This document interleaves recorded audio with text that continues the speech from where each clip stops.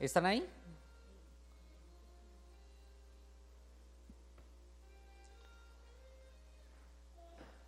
De todos modos se está grabando el audio, entonces no hay ningún problema. Dice, por lo cual levantad las manos caídas y las rodillas paralizadas, y haced sendas derechas para vuestros pies, para que lo cojo no se salga del camino, sino que sea sanado. Seguid la paz con todos y la santidad, sin la cual nadie verá al Señor. Mirad bien, no sea que alguno deje de alcanzar la gracia de Dios, que brotando alguna raíz de amargura os estorbe y por ella muchos sean contaminados. Amén. Quiero que leamos todos el verso 15. Dice, mirad bien. Todos leamos, mirad bien. No sea que alguno deje de alcanzar la gracia de Dios, que brotando alguna raíz de amargura, todos leyendo, os estorbe y por ella muchos sean contaminados. Yo quiero preguntarte el día de hoy si en tu corazón está brotando alguna raíz de amargura.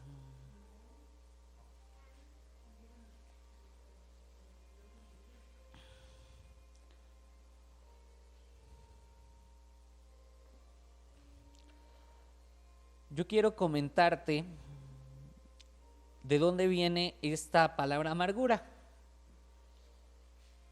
Es una palabra, ustedes saben, este es el libro de Hebreos y el Nuevo Testamento fue escrito o está escrito en griego. Y amargura viene una palabra griega que es pilcria. Para quienes les gusta tomar nota, se escribe con P, con I, con L, con K, con R y A, pilcria. ¿Y qué significa? Significa lo siguiente, punzante.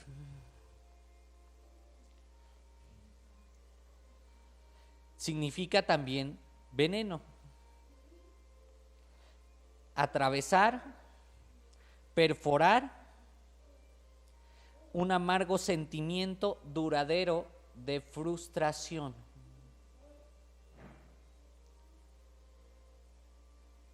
Eso es lo que significa amargura. Y los hijos de Dios, los que creemos en Jesús, lo creemos como nuestro Señor y Salvador, debemos de estar conscientes acerca de este tema. Fuimos salvos por gracia.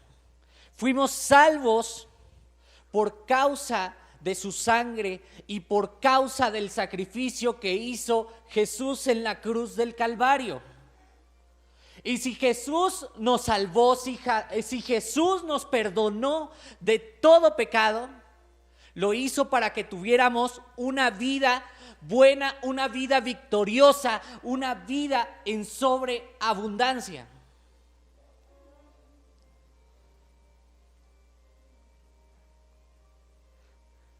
Pero Pablo nos advierte acerca de los peligros que hay para perder la gracia de Dios. Así que yo quiero que digan conmigo, yo soy salvo por la gracia de Dios que está en mí. Yo soy salvo por la gracia de Dios que ha sido puesta en mí.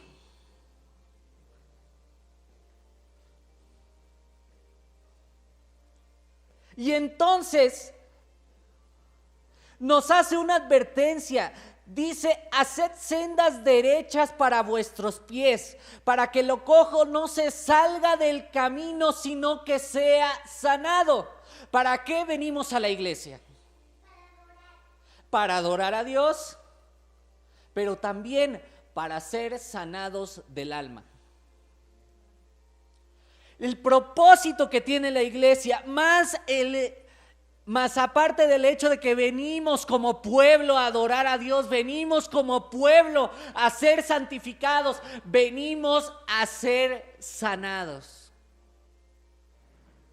Hay diferentes tipos de sanidades. Hablamos de sanidades físicas, pero también hablamos de sanidades emocionales. Y hay muchos hijos de Dios en la actualidad, incluso que llevan años yendo a una iglesia, que no han tenido el proceso de sanidad del alma. Y para esto hay muchas iglesias en Toluca que la gente va, pero que nunca han tenido un proceso de consejería. Apenas en la semana me tocó a mí estar con una persona, platicando con una persona que me comentaba, me decía, lo que pasa es que yo estoy viviendo ahorita en una etapa de problemas, y le digo, ¿por qué no te acercas a consejería con tus pastores para que ellos te ayuden, para que ellos te aconsejen, para que ellos vean qué es lo que Dios está diciendo, para que puedas rectificar el camino?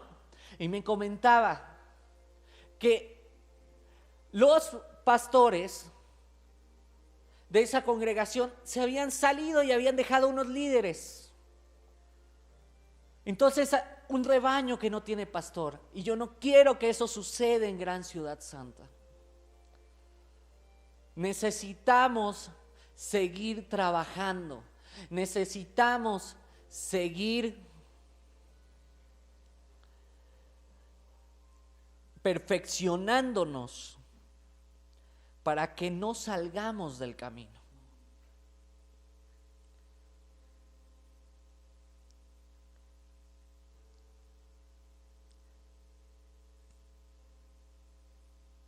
Nosotros como hijos de Dios, uno es el tema pastoral, la acción que hacen los pastores en todas las iglesias, pero también hay una responsabilidad en cada uno de nosotros como creyentes. Y yo les quiero comentar, los hijos de Dios estamos llamados a ser parte de un ejército que ayuda el uno al otro.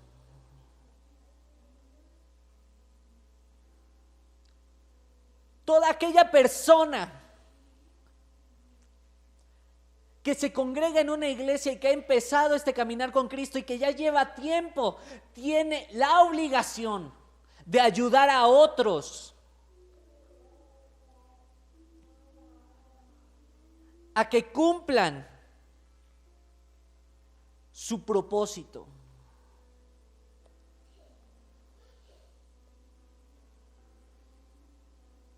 Por eso es muy importante este tema. ¿Cuánta gente en la iglesia necesita una palabra de consuelo, necesita un abrazo, necesita a alguien que lo escuche?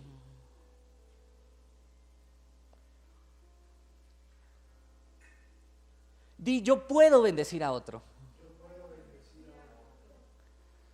Pero puedo bendecirlo no solamente con lo que le doy, que claro, estamos llamados a ser personas que den, a ser personas que ayuden, a ser personas que en realidad sean buenos sembradores.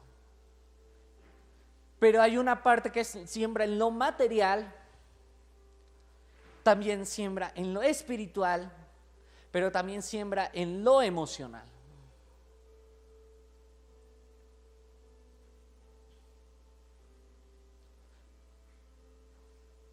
Y es por eso que Dios quiere eso. ¿Saben cuál es el grave pecado que había para los pastores en el Antiguo Testamento? Esto lo escribe Jeremías. Jeremías comentaba que hay de aquellos pastores que se satisfacían a ellos y se habían olvidado de cuidar el rebaño que Dios les había dado. Estoy parafraseando, no es exactamente lo que dice, pero este es el sentido. Hay una comunidad dentro del mismo pueblo de Dios, de pastores que han olvidado el rebaño.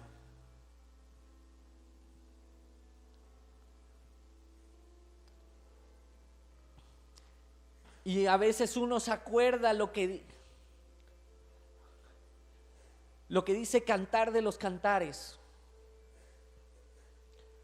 de acerca de por cuidar la viña de los demás, descuide la mía. Somos llamados a ser parte de un ejército que ayuda primeramente a nuestra familia y después a los que están dentro de la iglesia.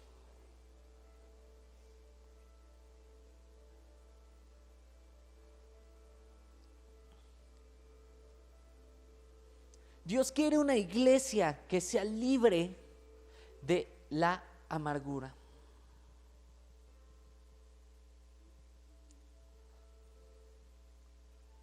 En Efesios 4:31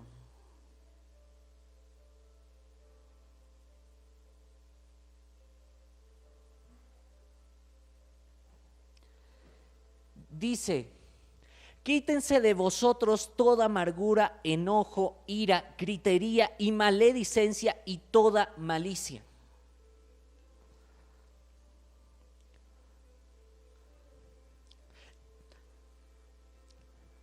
¿Se dieron cuenta? Este versículo nos habla de la amargura y empieza a decir las consecuencias que tiene la amargura en una persona. La amargura produce enojo. La amargura produce ira. La amargura produce gritería y maledicencia. Y por causa de la amargura hay mucha maldad.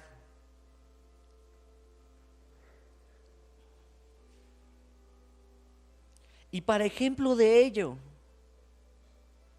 ¿ustedes se acuerdan de Saúl el rey? ¿Qué fue lo que sucede con Saúl?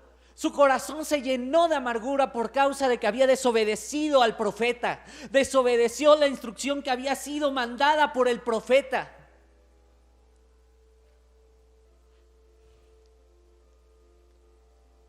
Y cuando desobedeció al profeta, Dios lo desecha. Y por la amargura que venía en el corazón cuando David fue llamado y cuando de repente se empieza a notar el llamado que tenía David, de repente Saúl quiso asesinarlo por causa de la amargura que tenía.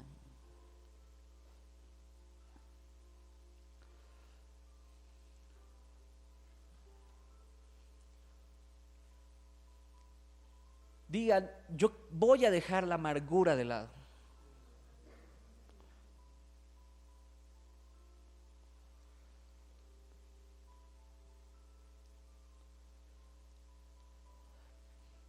El versículo 32 de este capítulo nos da la receta para ser libres de la amargura. Y quiero que lo leamos juntos. Dice, antes sed, ¿qué dice? Unos. ¿Qué significa ser benignos unos con otros? Eso implica que eres bueno cuando esa persona te da buenas cosas o también cuando te hace malas cosas. Siempre. Por eso Jesús dijo, ama a tu enemigo, porque lo está diciendo en un tema de sanidad del alma.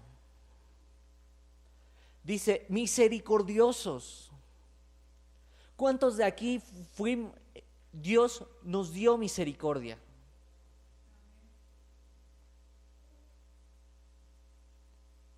Si tenemos un Padre misericordioso, nosotros vamos a dar misericordia, perdonándonos unos a otros.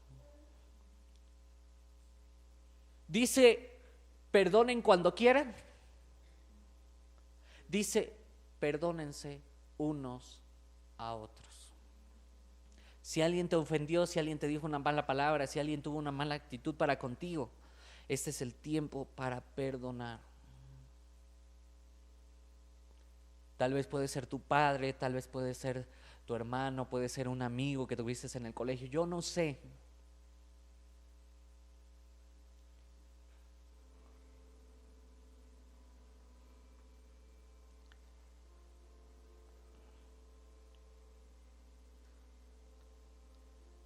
Dice, perdonándonos unos a otros, como Dios también los perdonó.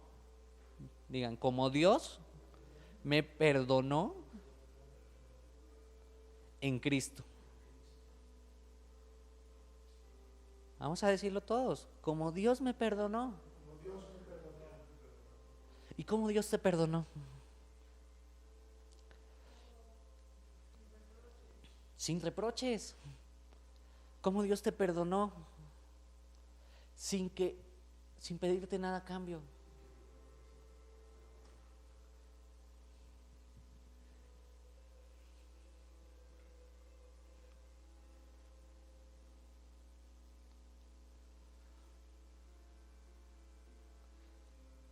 ¿Saben? Dios quiere que no tengamos amargura, pero sí gozo.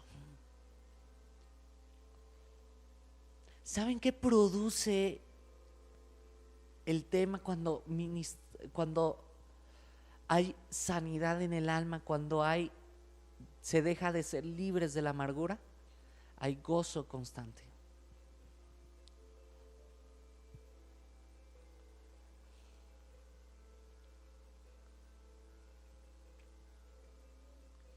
Uno de los versículos dice en el Evangelio, habla acerca de que Jesús se gozó.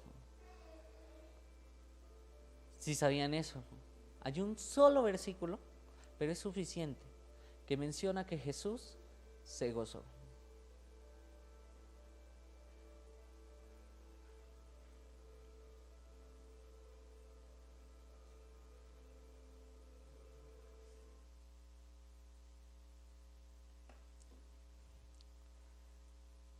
Y así es lo que quiere para nosotros.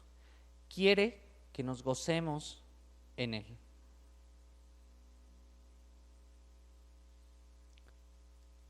¿Y cuál es una de las maneras para gozarnos? Ahora voy a entrar al terreno de lo individual. Hablaba que como iglesia había que ayudarnos entre nosotros.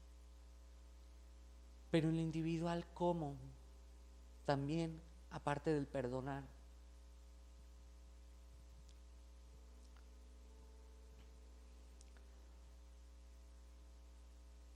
David escribió muchos salmos. Y ustedes los pueden leer. Y los salmos se dividen en 3 partes, la mayoría. El primero es una petición, una congoja de David. El segundo era la respuesta de Dios. Y el tercero era la alabanza.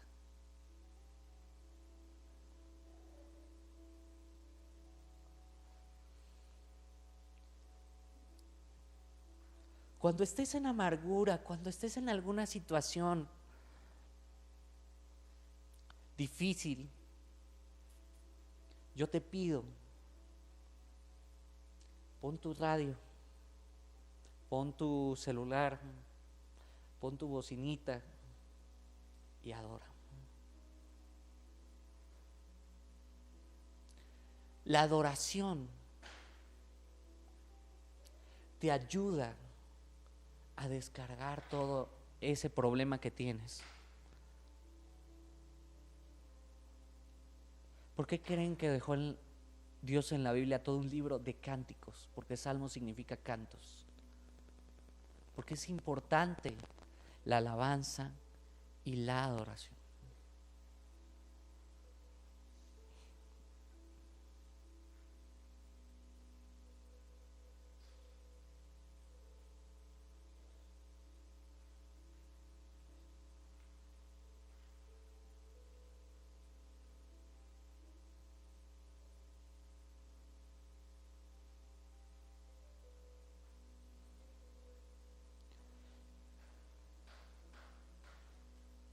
Y miren, vean, vamos a ir a un salmo para que vean cómo David superó esto. 144, Salmo 144. Dice: bendito sea Jehová mi roca, quien adiestra mis manos para la batalla y mis dedos para la guerra. Misericordia mía y mi castillo, fortaleza mía y mi libertador, escudo mío en quien he confiado, el que sujeta a mi pueblo debajo de mí. Oh Jehová, ¿qué es el hombre para que en él pienses, o el hijo de hombre para que lo estimes? El hombre es semejante a la vanidad, sus días son como la sombra que pasa. Oh Jehová, inclina tus cielos y desciende, toca los montes y humen, despide relámpagos y disípalos, envía tus saetas y túrbalos, envía tu mano desde lo alto, redímeme y sácame de las muchas aguas, de la mano de los hombres extraños, cuya boca habla vanidad y cuya diestra es diestra de mentira. Oh Dios, a ti cantaré cántico nuevo, con salterio, con decacordio cantaré a ti. Tú, el que da victoria a los reyes, el que rescata de maligna espada a David su siervo. Rescátame y líbrame de la mano de los hombres extraños, cuya boca habla vanidad y cuya diestra es diestra de mentira. Sean nuestros hijos como plantas crecidas en su juventud, nuestras hijas como esquinas labradas como las de un palacio, nuestros graneros llenos, provistos de toda suerte de grano, nuestros ganados que se multipliquen a millares y decenas de millares en nuestros campos. Nuestros bueyes están fuertes para el trabajo, no tengamos asalto ni que hacer salida ni grito de alarma en nuestras plazas. Bienaventurado el pueblo que tiene esto, bienaventurado el pueblo cuyo Dios es Jehová. ¿Ustedes ven al final de este salmo algo de ansiedad en un tiempo de guerra? ¿Ustedes se imaginan la amargura que pueda haber en una guerra? La amargura de que el día de mañana no sabes si vas a llegar a casa. ¿Y qué hizo David en medio de la guerra? Alabó a Dios. Y eso es lo que tenemos que hacer, alabar a Dios. Por eso en Proverbios 17:22, ¿qué es lo que dice? Vamos a ese proverbio.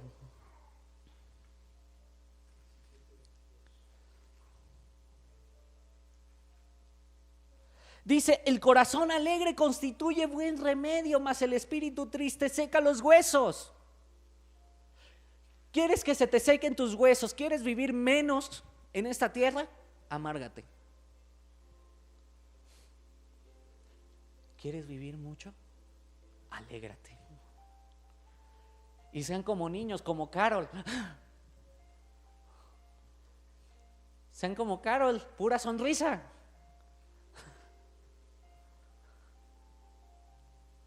Tenemos que tener un corazón alegre.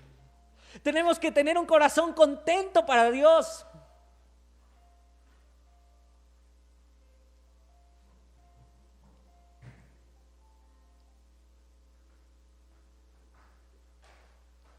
Porque si tenemos un corazón alegre, aun cuando hagamos las cosas, las vamos a hacer con excelencia. Véanlo, cuando una persona se siente satisfecha del trabajo en donde está, lo hace de la mejor manera. Pero vayan con la persona que no le gusta el trabajo que hace, y ahí sí empiezan miles y miles y miles y miles de quejas. Una persona que le encanta su trabajo, que le encanta lo que hace, en realidad va a hacer no solamente lo que le pidieron, va a hacer hasta más de lo que le pidieron.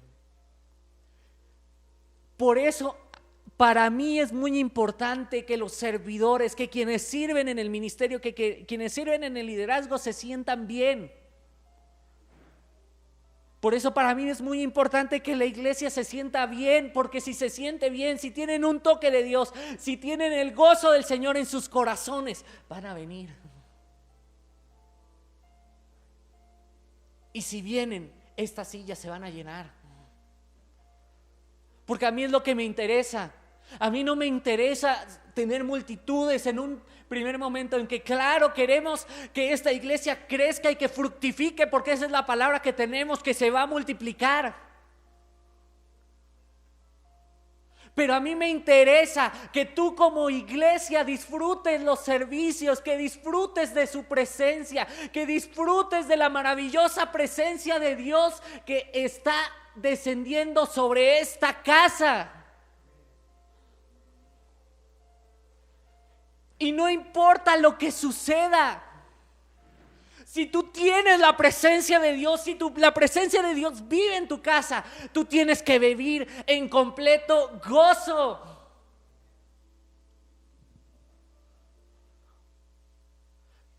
¿Por qué crees que cuando hay predicadores ungidos, nunca los vas a ver serios? Vean ustedes, ningún predicador con unción está con la cara larga. Porque el gozo del Señor es nuestra fortaleza. El gozo del Señor es nuestra fortaleza. Y tenemos que tener ese corazón alegre, tenemos que ser gozosos. En 1 de Tesalonicenses 5:16, ¿qué dice?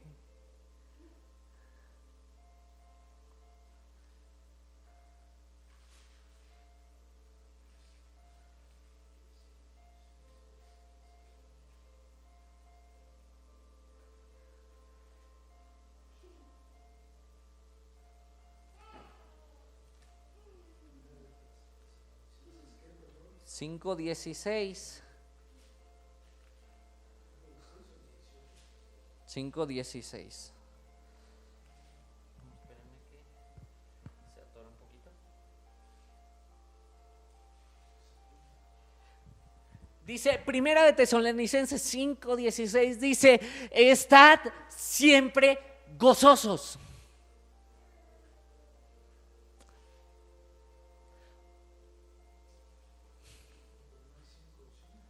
¿Sí?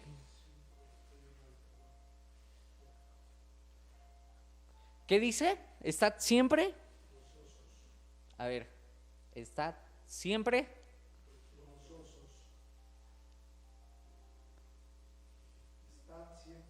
A ver, ¿cómo si estamos gozosos, entonces es estar siempre gozosos. Yo voy a estar gozoso. A ver, yo voy a estar gozosos. Yo voy a estar gozosos. Es gozosos. Como Carol, porque a mí me sorprende siempre cómo los niños son siempre alegres, desde bebés. Y como Carol ahorita va con una sonrisa, va subiendo la escalera.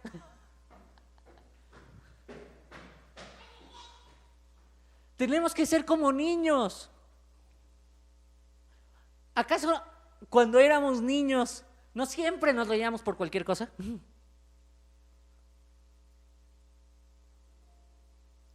Así tenemos que ser con papá.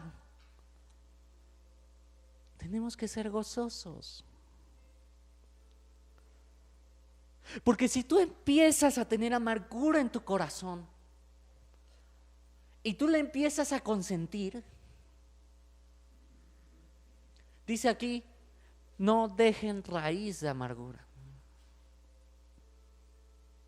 ¿Qué está haciendo raíz en tu corazón?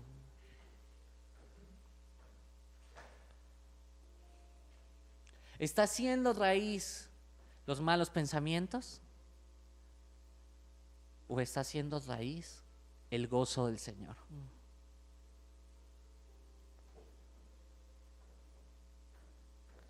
¿Saben? Por algo la Escritura también nos habla, no ponga el sol sobre tu enojo, sobre vuestro enojo, sobre mi enojo.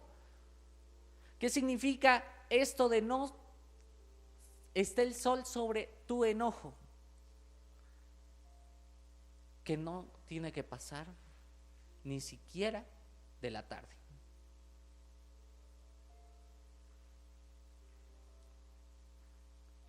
Aquí como casados y quienes me escuchen por las redes sociales, quienes me vean posteriormente, no puedes acostarte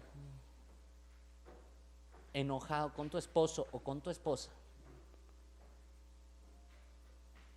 porque si no vas a hacer que una raíz de amargura se inserte en tu corazón.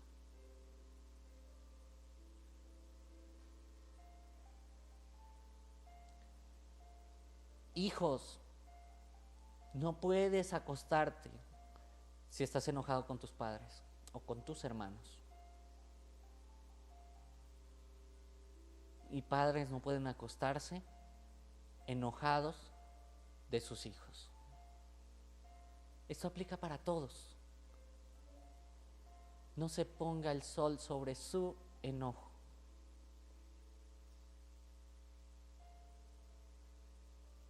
¿Saben qué significa el primer milagro de Jesús? ¿Por qué hizo vino? Porque alegra el corazón. Ustedes se imaginan a Jesús predicando: ay, Padre nuestro, les voy a enseñar a orar, Padre nuestro que estás en el cielo. ¿Ustedes se lo imaginan así? Jesús, yo me lo imagino: les voy a enseñar a orar.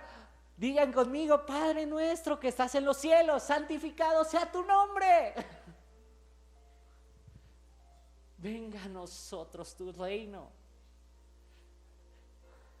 Hágase tu voluntad como en el cielo, así también en la tierra. ¿Ustedes se imaginan cómo ha de haber sido el Hijo de Dios?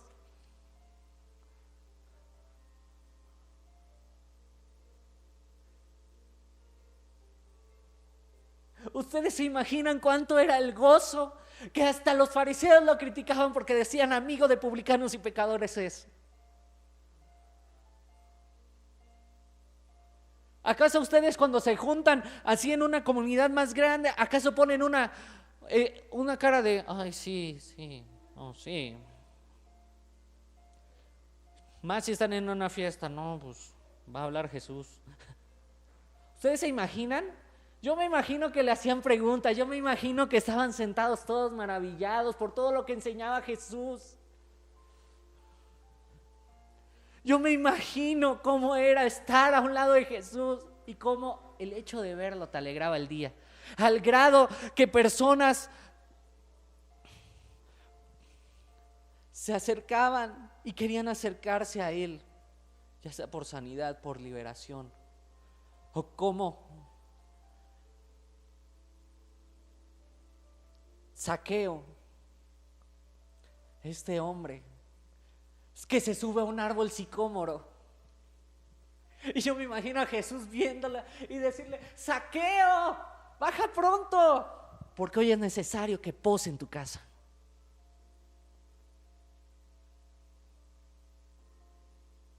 Con alegría. Y este hombre, al tener ese impacto, quería ver a Jesús. Se alegró tanto que dijo: voy a vender todo lo que tengo y se le voy a dar a los pobres, y si a alguien le he robado le devolveré hasta 4 o 5 veces más. ¡Qué alegría! Y eso es lo que Jesús quiere. Jesús quiere que tengas gozo. Jesús quiere que tengas paz. Jesús quiere que confíes.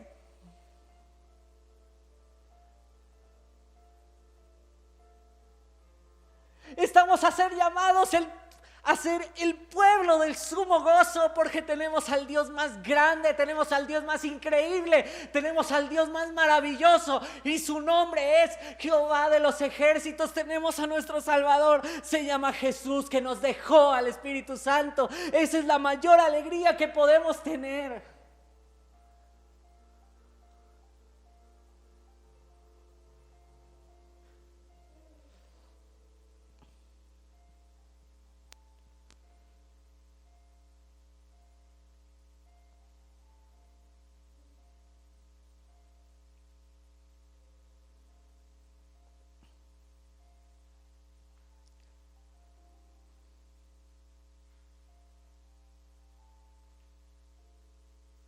¿Cuánto gozo tenemos? ¿Solo tenemos gozo cuando venimos a la iglesia? ¿O el gozo es permanente?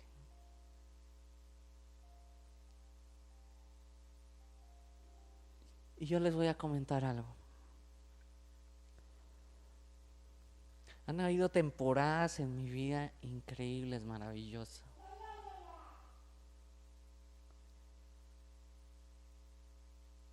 Pero los momentos en que parece que es más triste, viene la presencia de Dios. Y cuando viene la presencia de Dios, se hace realidad lo que dice: el gozo del Señor me fortalecerá.